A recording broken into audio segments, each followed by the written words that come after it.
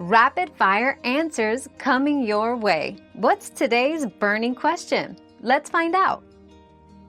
Drinking water upside down is a common hiccup remedy because it may reset your diaphragm by changing your breathing. While there's no scientific proof it cures hiccups, it's safe and can help some people relax. Remember, hiccups usually stop on their own within minutes without any special tricks. Our quest for knowledge never ends. Thanks for being part of today's discovery. Subscribe, like, and share to join us on the next one.